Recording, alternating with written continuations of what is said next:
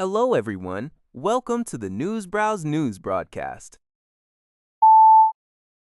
Al Jazeera reports that Ukrainian police have fatally shot a gunman in Kyiv who killed at least 6 people and took hostages in the capital's Holosiyevsky district on Saturday, April 18, 2026. Kyiv Mayor Vitaly Klitschko confirmed the assailant opened fire on civilians before barricading himself in a supermarket. After approximately 40 minutes of failed negotiations, during which the gunman shot at officers, special tactical police units stormed the building and neutralized the attacker. At least 10 other individuals were hospitalized, including 1 child, and 4 hostages were successfully rescued. Prosecutor General Ruslan Kravchenko identified the attacker as a 58-year-old man born in Moscow. His motive remains unestablished.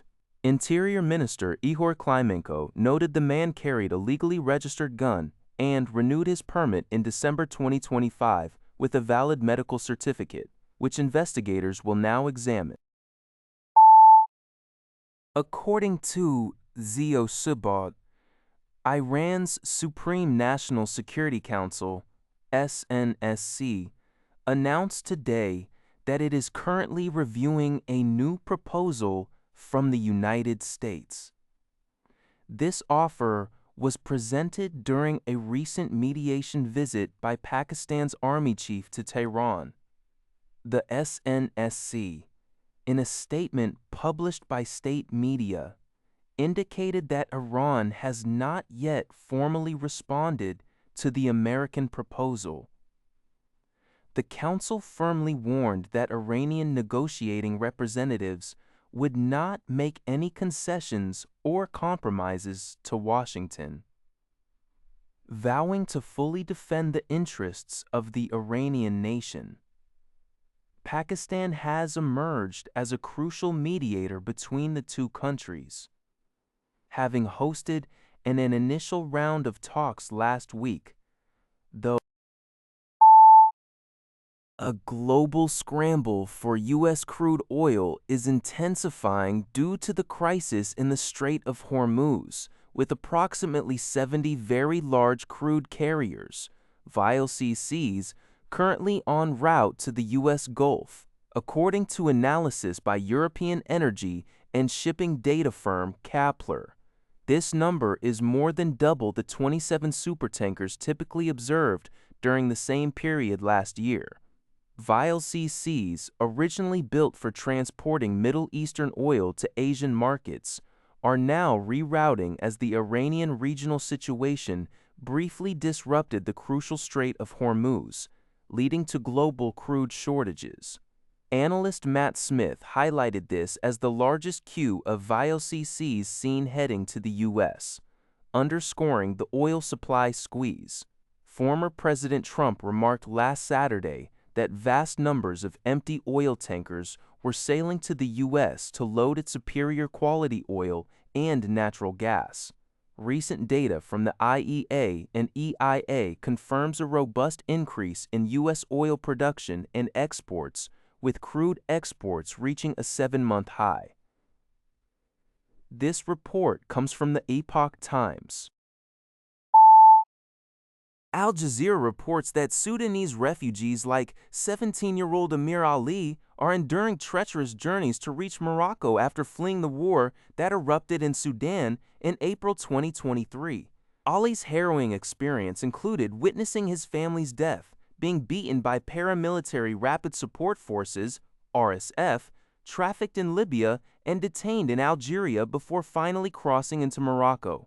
While Morocco is a signatory to the 1951 Refugee Convention, a national asylum law has yet to be implemented, leaving UNHCR to manage most of the asylum process.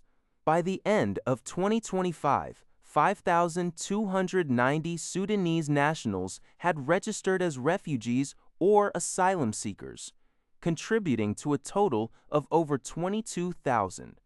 However, state support remains limited, with little access to accommodation, secondary health care, or formal employment. Less than 0.5% find formal jobs. Aid groups and UNHCR note concerns about Moroccan authorities pushing refugees south or back across borders, and humanitarian funding cuts are further reducing vital services. Trapped in a legal and financial limbo, refugees like Ali, who urgently needs heart surgery but lacks funds, face an uncertain future, fearing arrest or removal despite their documentation.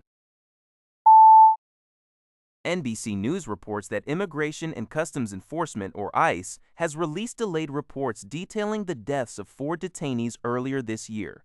The agency failed to meet a 90-day deadline mandated by Congress for these disclosures. The reports cover the deaths of Victor Manuel Diaz, Haber Sanchez Dominguez, Parity Law, and Luis Nunes Caceres. Diaz and Dominguez were previously identified by ICE as presumed suicides. And while the new reports offer additional details, final determinations are still pending investigation. Just this week, ICE reported another death, that of Aled Damien Carbonell Betancourt, a 27-year-old Cuban national found unresponsive in his Miami cell, also a presumed suicide. This latest incident pushes the total number of detainee deaths in 2026 to 17. The article highlights that the release of these reports covering January deaths came days after NBC News pointed out ICE's non-compliance with federal law, fueling concerns about transparency amidst a rising trend of deaths in custody. ICE recorded 33 detainee deaths in 2025, the highest in over 2 decades, and 11 in 2024. The detainee population, while recently declining, remains significantly higher than pre-President Donald Trump administration levels, standing at over 60,000 immigrants as of early April. That's all for this video. Thank you for watching. See you in the next video.